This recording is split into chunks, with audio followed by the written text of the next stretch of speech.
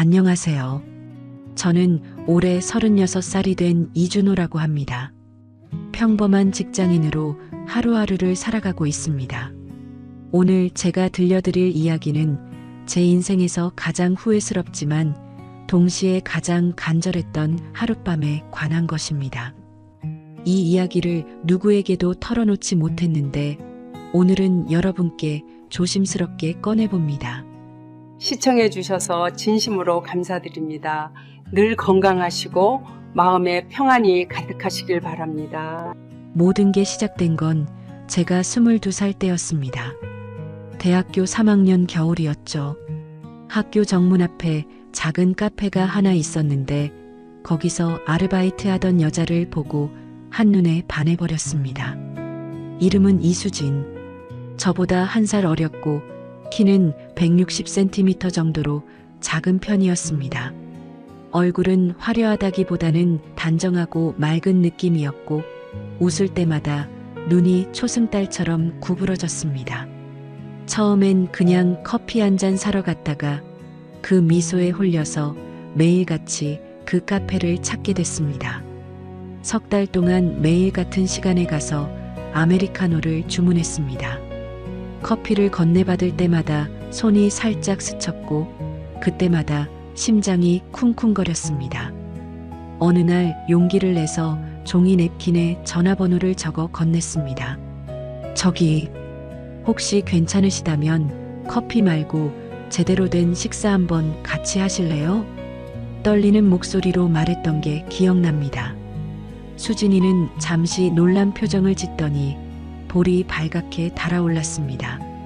그리고는 수줍게 고개를 끄덕였습니다. 그렇게 우리의 연애가 시작됐습니다. 1년 반 동안 저는 정말 행복했습니다. 캠퍼스를 손잡고 걷고 한강공원에서 라면을 끓여 먹고 겨울밤에 눈을 맞으며 첫 키스를 했습니다. 수진이는 항상 웃었고 저는 그 웃음을 평생 지켜주고 싶었습니다.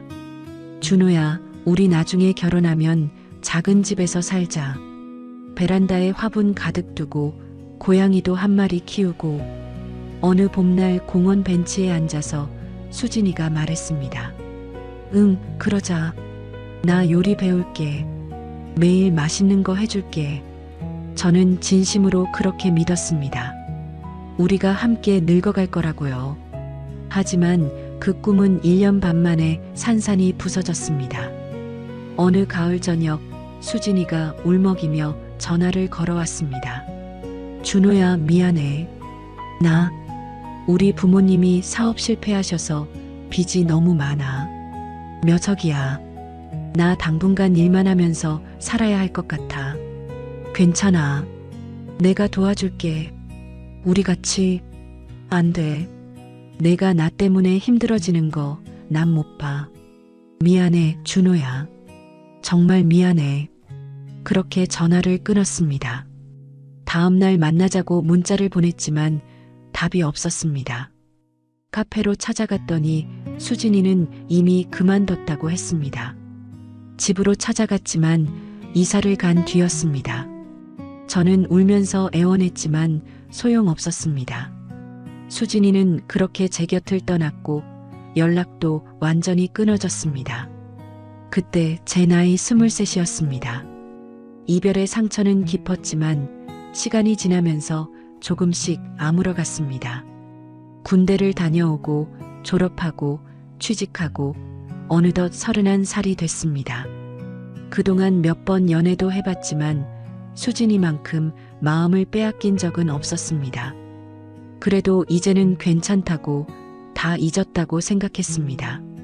그런데 운명은 참 잔인했습니다. 2015년 10월 어느 주말이었습니다. 형 이준혁이 갑자기 전화를 걸어왔습니다. 형은 저보다 5살 많았고 중견기업에서 과장으로 일하고 있었습니다. 키가 180cm로 크고 얼굴은 저보다 좀 더 각진 편이었습니다. 성격은 차분하고 든든한 타입이었죠. 준호야, 이번 주말에 집에 와. 내가 만나봐야 할 사람이 있어. 누군데요, 형? 내가 결혼할 사람이야. 조금 의아했습니다. 형은 언제나 자유로운 영혼이라고 했던 사람이었습니다. 결혼은 엄청 늦게나 할 거라고 했었는데 갑자기 무슨 일인가 싶었습니다. 형이 결혼을요? 와, 축하드려요. 그래, 고맙다. 주말에 꼭 와야 해. 부모님도 다 모이신데. 토요일 오후 부모님 댁으로 갔습니다. 경기도 분당에 있는 작은 아파트였습니다. 초인종을 누르고 문을 열었을 때 저는 그 자리에서 얼어붙었습니다. 거실 소파에 앉아있던 여자. 그 여자가 고개를 들어 저를 보는 순간 세상이 멈췄습니다. 이수진이었습니다. 9년 만에 다시 만난 수진이. 수진이도 저를 보고는 얼굴이 새하얗게 변했습니다. 우리는 몇 초 동안 말없이 서로를 바라봤습니다. 준호야, 여기 내 형수 될 사람이야. 이수진. 형이 밝게 웃으며 소개했습니다. 머릿속이 하얘졌습니다. 이게 무슨 일인가요? 수진이가 제 형과 결혼한다고요? 처음 뵙겠습니다. 제가 먼저 손을 내밀었습니다. 목소리가 떨렸지만 최대한 태연한 척했습니다. 수진이도 떨리는 손으로 악수에 응했습니다. 잘 부탁드려요, 도련님. 그녀의 손은 예전처럼 차갑고 작았습니다. 형은 아무것도 모르는 채 행복한 미소를 지었습니다. 수진이가 우리 회사 신입사원이었는데 작년에 같은 프로젝트 하다가 가까워졌어. 3년 사귀었지? 3년. 계산이 빠르게 돌아갔습니다. 우리가 헤어진 게 2012년이었으니 그로부터 3년 뒤인 2015년부터 만났다는 뜻이었습니다. 식사 시간 내내 저는 밥을 넘길 수가 없었습니다. 목구멍이 막힌 것 같았습니다. 수진이도 거의 젓가락을 들지 않았습니다. 어머니가 걱정하셨습니다. 수진아, 입맛이 없니?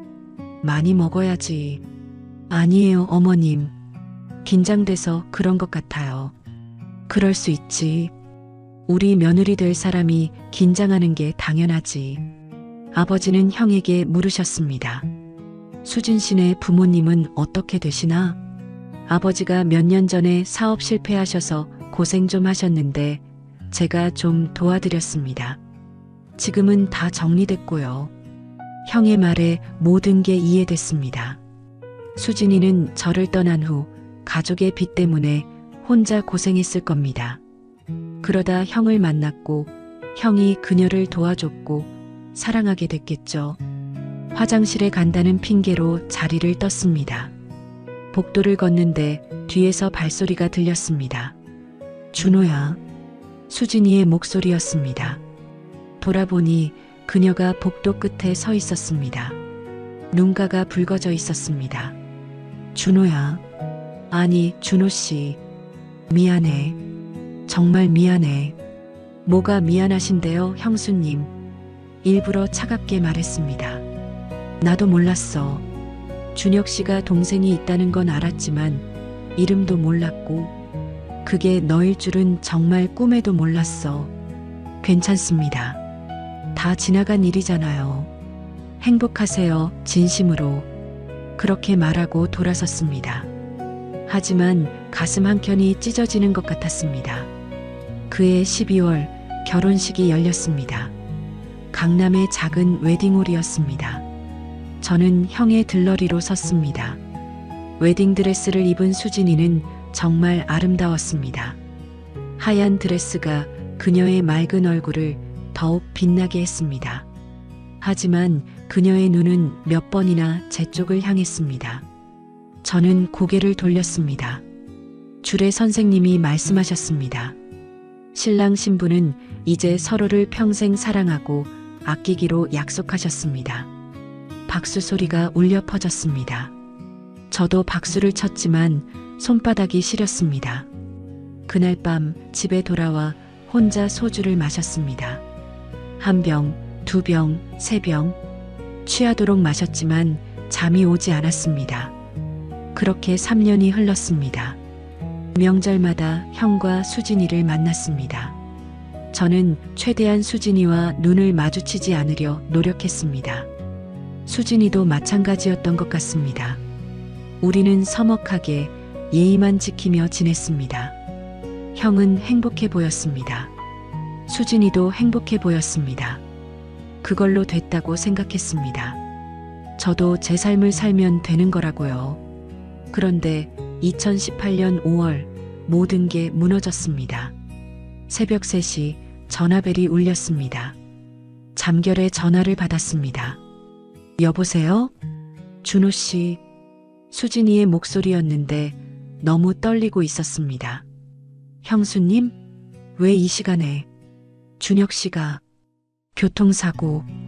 그 순간 머릿속이 하얘졌습니다. 뭐라고요? 병원으로 와줘. 제발. 전화가 끊겼습니다. 옷을 아무렇게나 걸치고 병원으로 달려갔습니다. 분당의 한 대학병원 응급실이었습니다. 도착했을 때 부모님도 이미 와 계셨습니다. 어머니는 울고 계셨고 아버지는 창백한 얼굴로 서 계셨습니다. 형은요? 형은 어디 있어요? 준호야. 아버지가 제 어깨를 잡으셨습니다. 네, 형. 이미 갔다. 세상이 무너지는 것 같았습니다. 형은 야근을 마치고 집으로 돌아가던 중이었습니다. 새벽 1시쯤 강남대로를 지나다가 졸음운전 차량에 받쳤습니다.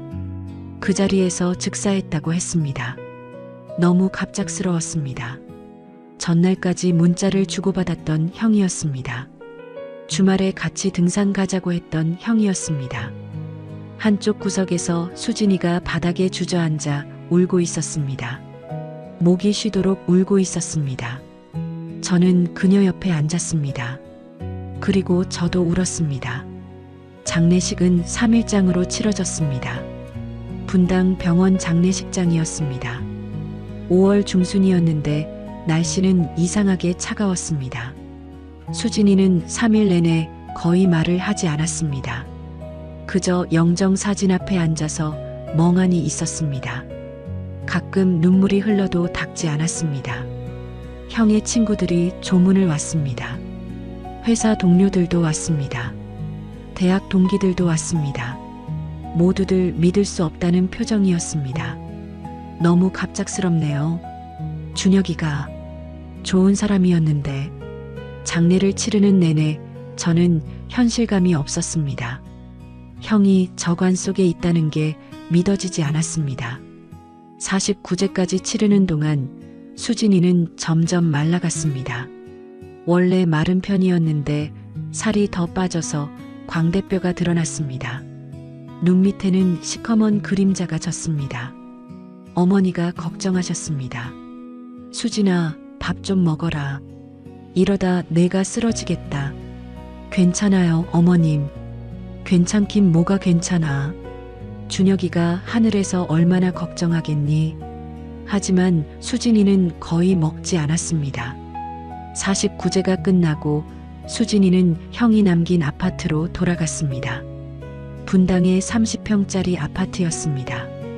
저는 일주일에 2~3번씩 수진이의 집에 들렀습니다. 형의 빈자리를 조금이라도 채워주고 싶었습니다. 아니, 어쩌면 저 자신도 형을 잃은 슬픔을 함께 나누고 싶었는지도 모릅니다. 형수님, 밥은 드셨어요? 문을 열고 들어가면 집은 항상 어두웠습니다. 커튼을 치고 불도 켜지 않은 채 수진이는 소파에 앉아 있곤 했습니다. 응, 대충 먹었어. 하지만 냉장고를 열어보면 상한 반찬들만 있었습니다. 우유는 유통기한이 일주일은 지나 있었습니다. 저는 마트에 가서 장을 봤습니다. 그리고 부엌에서 된장찌개를 끓였습니다. 준호 씨가 요리를 이렇게 잘했어? 수진이가 식탁에 앉아 물었습니다. 대학생 때 누가 가르쳐준 사람이 있었거든요. 그 말에 수진이의 눈빛이 흔들렸습니다. 그녀도 기억하고 있었습니다. 제가 처음으로 라면을 끓여줬던 날을요. 한강공원에서 추운 겨울날이었죠. 그랬구나. 우리는 조용히 밥을 먹었습니다. 식사 후에는 커피를 마시며 형 이야기를 나눴습니다. 형이 형수님한테 정말 잘해줬죠? 응. 준혁이는 정말 좋은 사람이었어.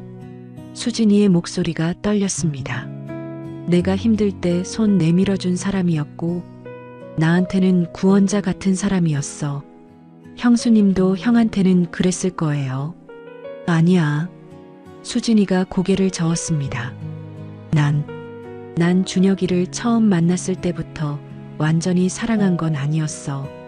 제가 놀라서 그녀를 쳐다봤습니다. 고마움이 더 컸어. 우리 가족 빚을 갚게 해줘서, 부모님을 도와줘서, 시간이 지나면서 사랑하게 됐지만 처음부터는 아니었어. 그녀의 고백에 저는 아무 말도 할 수 없었습니다. 그래서 더 미안해. 준혁이한테도 너한테도. 형수님, 나 정말 나쁜 사람이지? 아니에요. 그럴 수 있어요. 하지만 제 마음도 복잡했습니다. 그렇게 석 달이 지났습니다. 여름이 왔고 장마가 시작됐습니다. 수진이의 집은 여전히 어두웠고 그녀는 여전히 말이 없었습니다. 그러던 어느 금요일 저녁이었습니다. 평소처럼 수진이의 집을 찾았습니다. 그날따라 수진이가 소주를 꺼내 놓았습니다. 테이블 위에 소주 2병과 마른 안주가 놓여 있었습니다. 오늘은 나랑 같이 마셔줄래? 형수님이 괜찮으시다면요. 우리는 조용히 술을 마셨습니다. 1잔, 2잔, 3잔. 창밖으로 빗소리가 들렸습니다. 장마철 비는 끊임없이 내렸습니다. 준호 씨, 네, 있잖아. 사실 나 말이야. 취기가 오른 수진이의 목소리가 떨렸습니다. 너무 외로워. 그녀의 눈에서 눈물이 흘러내렸습니다. 준혁이가 떠나고 밤마다 이 집에 혼자 있으면 너무 무서워.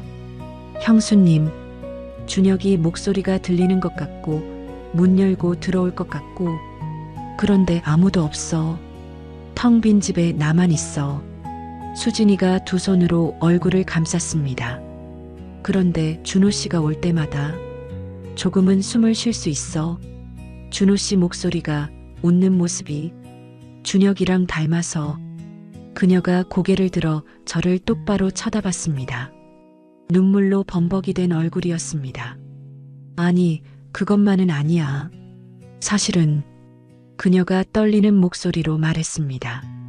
난 너를 잊은 적이 없었어, 준호야. 심장이 멎는 것 같았습니다. 형수님, 지금 술 드셔서 그러시는 거예요. 아니야. 수진이가 제 손을 잡았습니다. 차갑고 떨리는 손이었습니다. 난 정신 멀쩡해. 준혁이랑 결혼하고 행복하게 살려고 노력했어. 준혁이도 사랑했어, 진짜로. 하지만 그녀가 눈물을 흘리며 말했습니다. 내가 결혼식장에 들러리로 섰을 때 내 심장은 정말이지 멈춰버릴 것만 같았어. 명절 때 널 볼 때마다 숨이 막혔어. 내 목소리를 들을 때마다 가슴이 아팠어. 형수님, 그만하세요. 형이 들으면 준혁이는 이제 없어. 수진이의 목소리가 갈라졌습니다. 난 홀로 남았고 난 지금 너무 외로워. 준호야, 난 매일 밤 이 집에서 혼자 울어. 아무도 날 안아주지 않아. 아무도 내 손을 잡아주지 않아. 그녀가 제 손을 꼭 쥐었습니다. 오늘 밤만 나랑 같이 있어줘. 제발. 혼자 있기 싫어. 내가 미쳐버릴 것 같아. 빗소리만 들렸습니다. 제 머릿속은 복잡했습니다. 이러면 안 된다는 걸 알았습니다. 수진이는 제 형수였습니다. 형이 사랑했던 사람이었습니다. 하지만 그녀의 눈물을 보고 있자니 가슴이 찢어지는 것 같았습니다. 형수님, 안 돼요. 우리 이러면 안 돼요. 알아. 하지만 수진이가 제 뺨에 손을 가져다 댔습니다. 그녀의 손은 여전히 차가웠습니다. 준호야, 오늘 하루만 내가 그냥 수진이면 안 될까?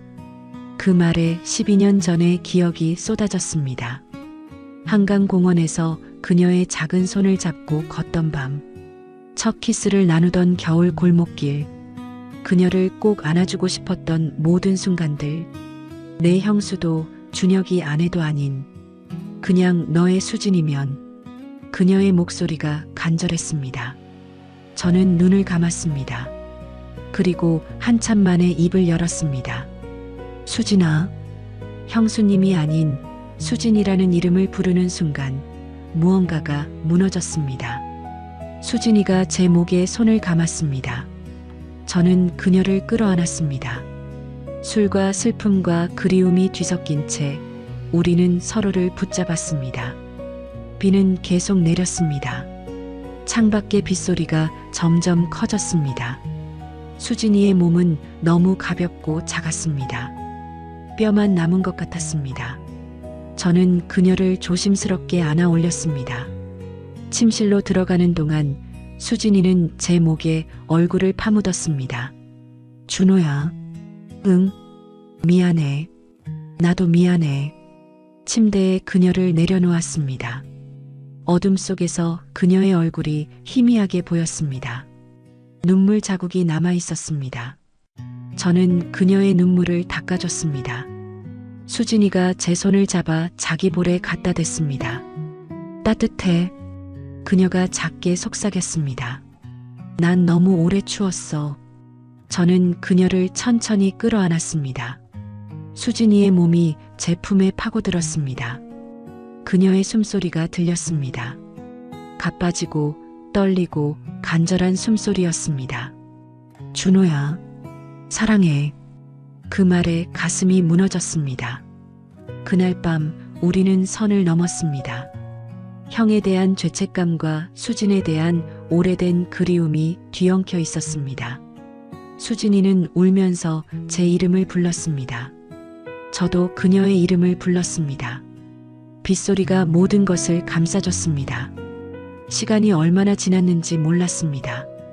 기진맥진해진 우리는 서로를 아는 채 누워 있었습니다. 수진이가 제 가슴에 얼굴을 묻고 작게 말했습니다. 준호야, 미안해. 내가 너무 이기적이지? 아니야. 나 진짜 이기적한 사람이야. 너를 떠나놓고 내 형이랑 결혼하고 그리고 또 이렇게. 수진아, 그만해. 제가 그녀의 머리를 쓰다듬었습니다. 우리 둘 다 힘든 시간이었어. 준호야. 응. 난 널 정말 사랑했어.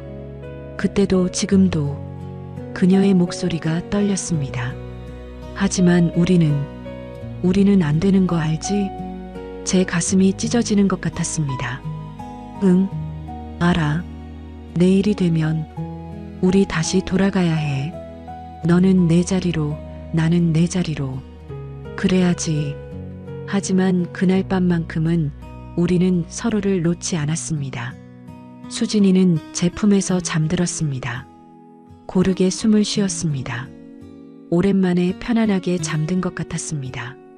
하지만 저는 잠들 수 없었습니다. 천장을 바라보며 생각했습니다. 형, 미안해. 정말 미안해.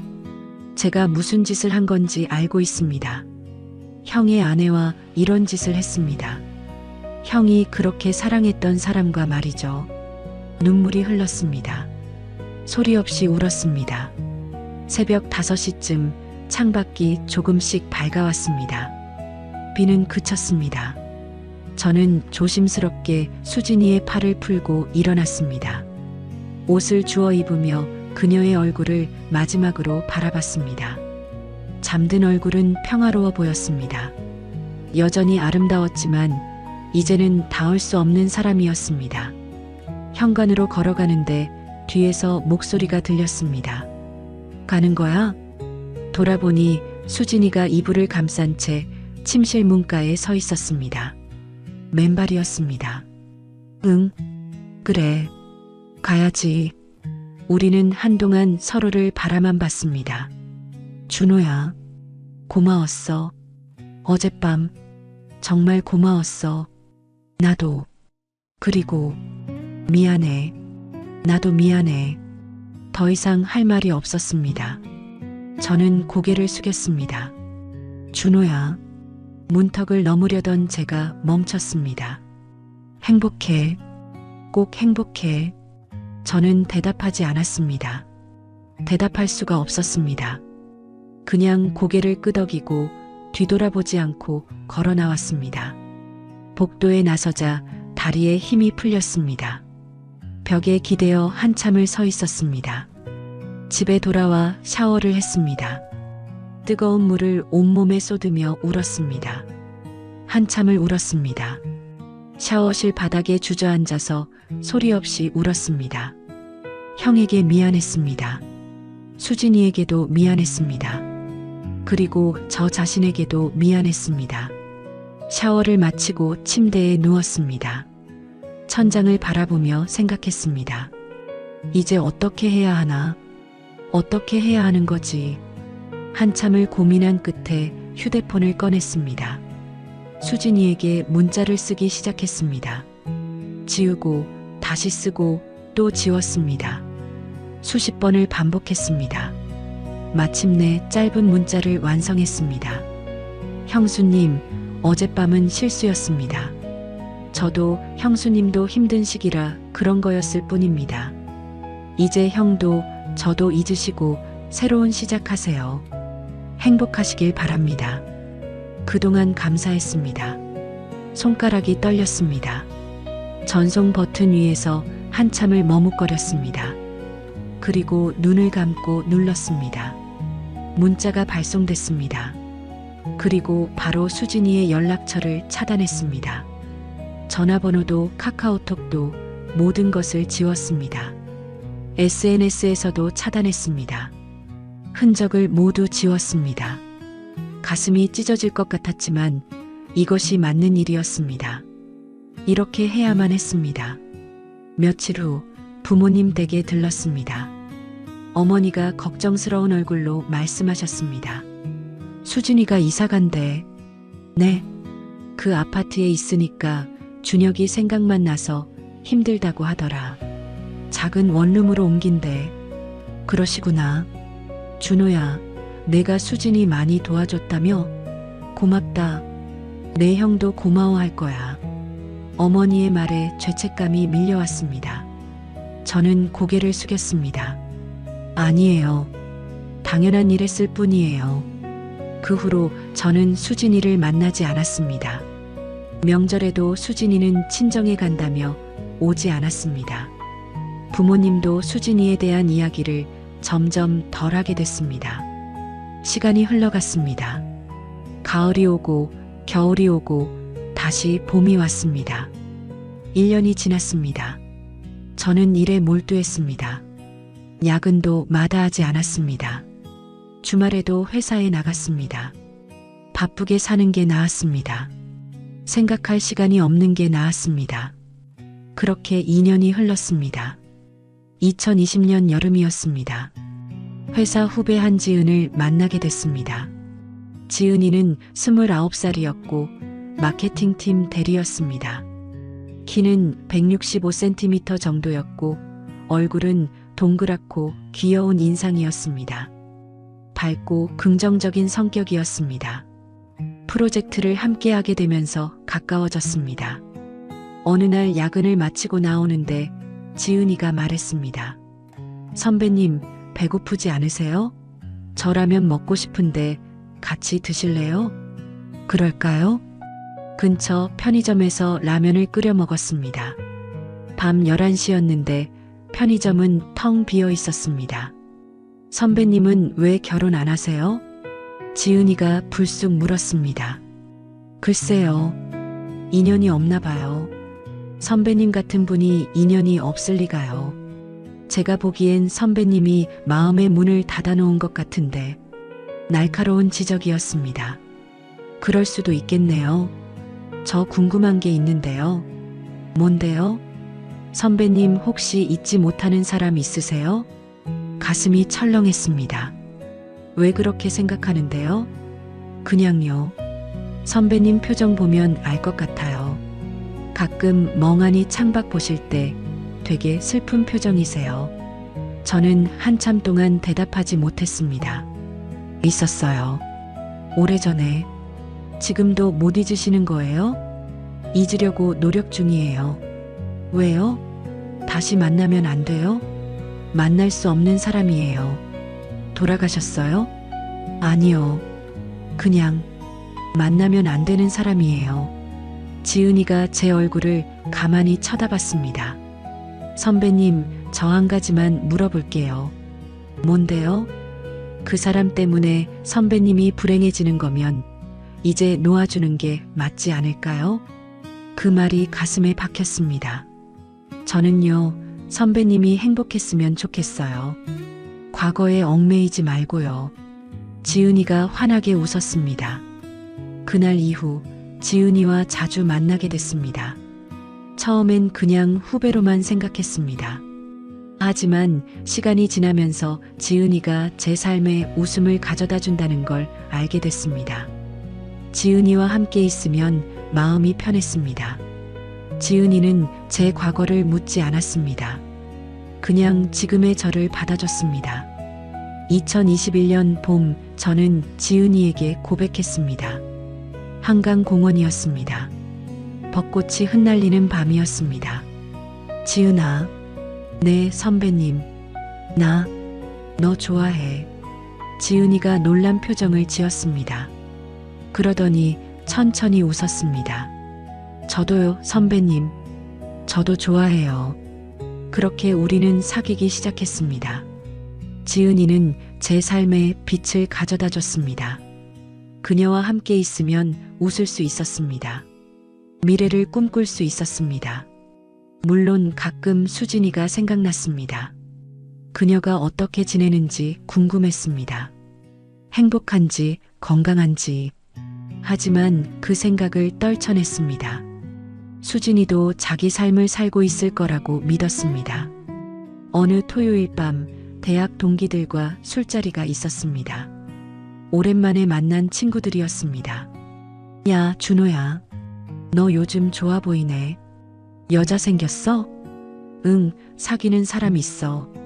오, 축하해. 언제 한번 데려와. 술잔을 부딪히며 이런저런 이야기를 나눴습니다. 그때 한 친구가 말했습니다. 야, 너희 기억나? 준호가 대학 때 사귀던 여자. 그 카페 알바생. 심장이 덜컥 내려앉았습니다. 아, 이수진? 그럼. 걔 되게 예뻤는데. 준호 진짜 그때 걔한테 푹 빠져 있었잖아. 그랬지. 근데 왜 헤어졌더라? 잘 모르겠어. 그냥 어느 날 갑자기 다른 친구가 끼어들었습니다. 근데 걔 외국 갔다며? 제 귀가 번쩍 뜨였습니다. 진짜?